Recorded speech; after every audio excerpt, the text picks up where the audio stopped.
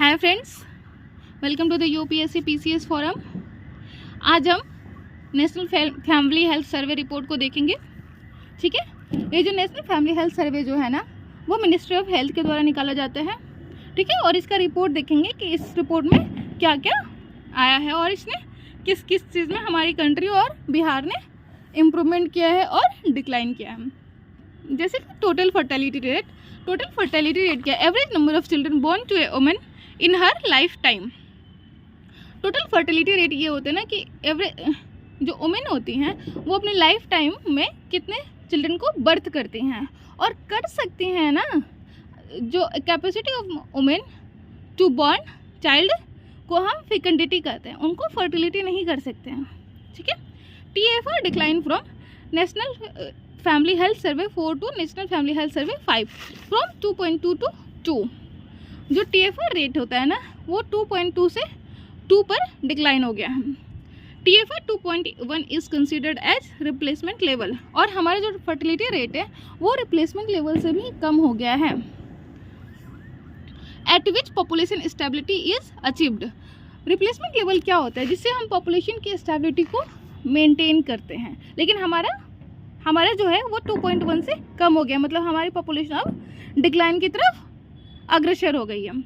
National population policy 2000 had sought to achieve replacement level fertility by 2010, लेकिन जो हमारी जो नेशनल पॉपुलेशन पॉलिसी जो 2000 की थी, उनका टारगेट था 2010 तक रिप्लेसमेंट लेवल फर्टिलिटी को अचीव करने का। ठीक है, लेकिन हमने अचीव कब किया है? 2020 में, मतलब हमने 10 साल के बाद अचीव किया है इस टारगेट को। की findings of national family health survey 5, states having TFR is ever 2।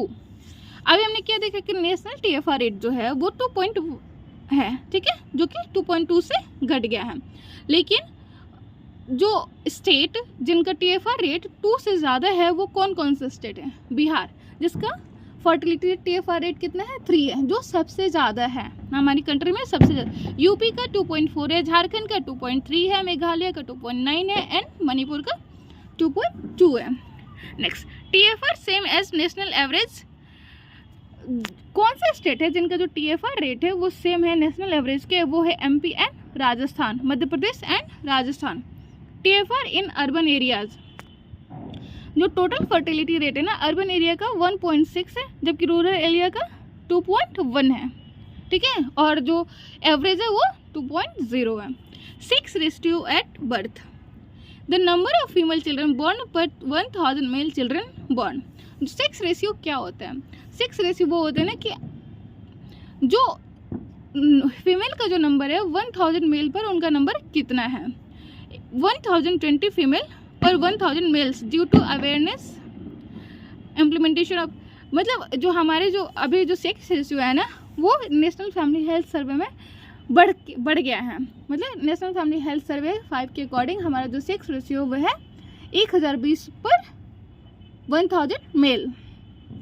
और इसका हम ये सोच सकते हैं कि हमारी जो गवर्नमेंट की इतनी सारी पॉलिसीज होती है, जैसे बेटी बचाओ बेटी पढ़ाओ, बिहार गवर्नमेंट इतने सारे जैसे कि बच्चियों को 25,000 देती हैं जो 12th पास करते हैं, जो 50,000 देते हैं ग्रेजुएशन पास करते हैं, और बहुत सारे रिजर्वेशन और फैसिलिटीज़ प्रोवाइड की जाती हैं। तो ये सारी कहीं ना कहीं एक रीज़न है जो सेक्स रेशियो बढ़ने का। In Bihar it has increase from 106 to 1090 national family health survey 5 in urban area 982 and rural area 111 1111।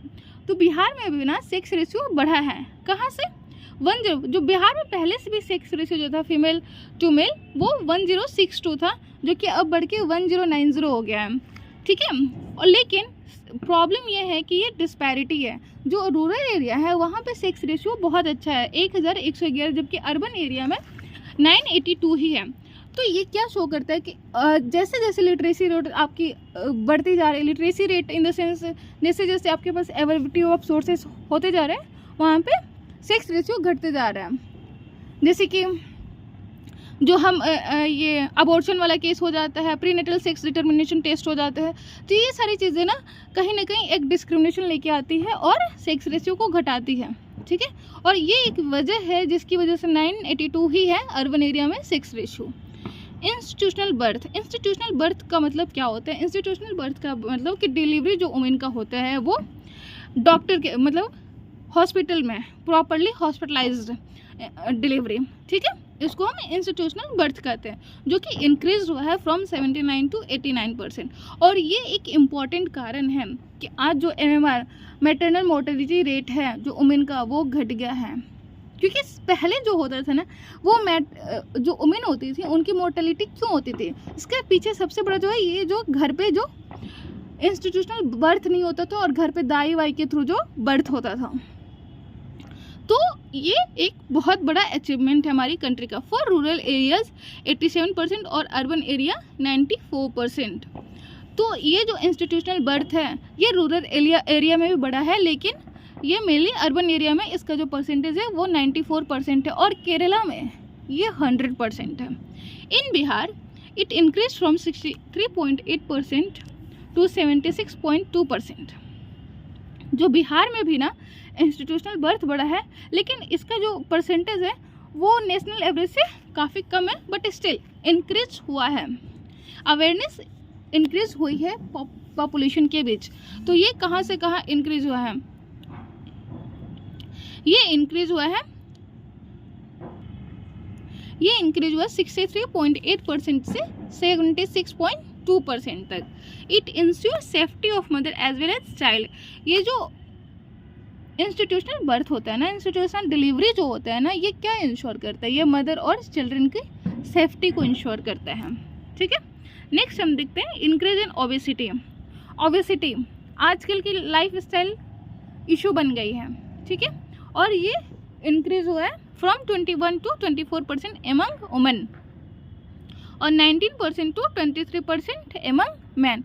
मतलब ये मैन और वुमेन दोनों में ही इंक्रीज हुआ है। और इसके पीछे हमारा जो खान पान है, फास्ट फूड जो हम फास्ट फूड के ऊपर ज़्यादा डिपेंडेंट हो रहे हैं, एक्स्ट्रा करिकुलर एक्टिविटीज़ हमारी कम हो गई है, ठीक है।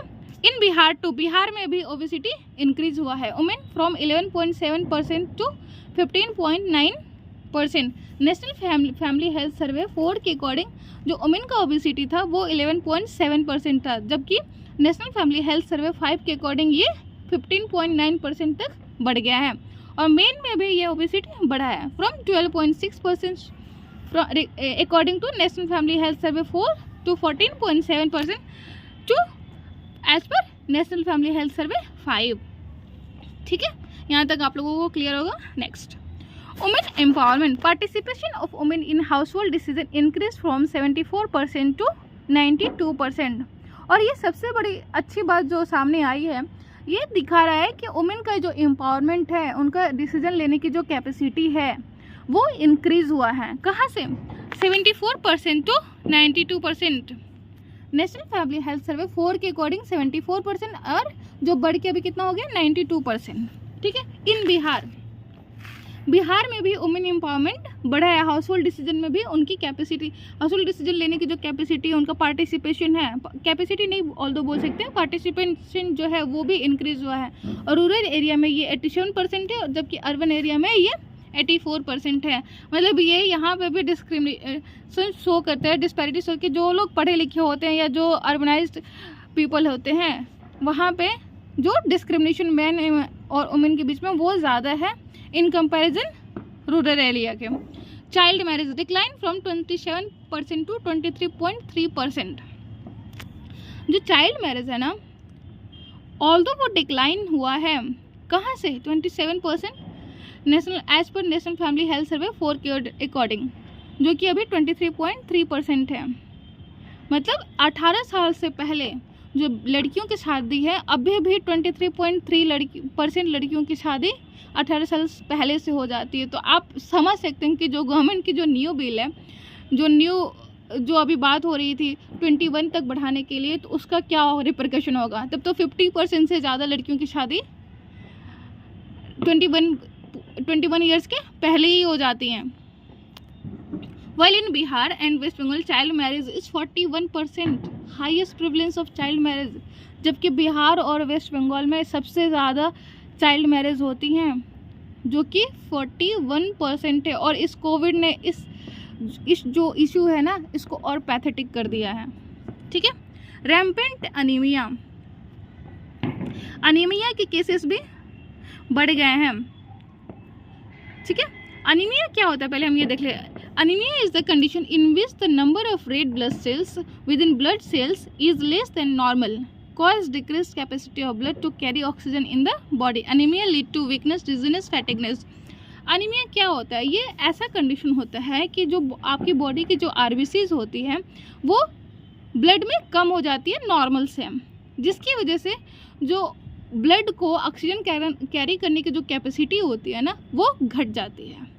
और अनीमिया क्या करता है? इसकी वजह से वीकनेस होती है, डिजीनेस होती है, फैटिगनेस होती है। तो अनीमिया की जो कंडीशन है ना, अनीमिया के जो केसेस हैं वो इंक्रीज कर गए हैं from previous national family health सर्वे। देखते हैं, और ये दोनों में ही इंक्रीज किए हैं, मैन और वुमेन दोनों में ही। फॉर वुमेन 53%, जो नेशनल फैमिली हेल्थ सर्वे के अकॉर्डिंग जो अनीमिया का प्रेवलेंस था वो 53% था, जो कि अब इंक्रीज होकर 57% हो गया है। और ये एज कितने एज के बीच में? मेनली 15 टू वर्किंग एज जो होते हैं 15 टू 49। फॉर मैन 22.7% से 25% इंक्रीज हो गया है। मतलब मैन और वुमेन दोनों में ही अनीमिया की कंडीशन इंक्रीज हो गई। और हाईएस्ट अनीमिक वुमेन कहाँ है? West Bengal and Gujarat. जो highest number of anaemic women है वो कहाँ पे हैं? वो वेस्ट बंगाल और गुजरात में है। और हाईएस्ट प्रेग्नेंट वुमेन एनीमिक कहाँ पे हैं? बिहार में, जहाँ पे 63.1%। कितनी ग्रेव सिचुएशन है कि जो 63.1% प्रेग्नेंट वुमेन है वो एनीमिक है। Normal women anaemic in Bihar 63.5%। National family health survey 5 के अकॉर्डिंग, मतलब जो नॉर्मल वुमेन एनीमिक जो है बिहार की वो भी इंक्रीज हुआ है 60% से 63%। मतलब 63.1 जो प्रेग्नेंट वुमेन है और 63.5 जो नॉर्मल वुमेन है वो एनीमिक है बिहार की। ठीक है, नेक्स्ट देख लेते हैं। अनीमिया मुक्त Bharat was launch by government in 2018 under national health mission.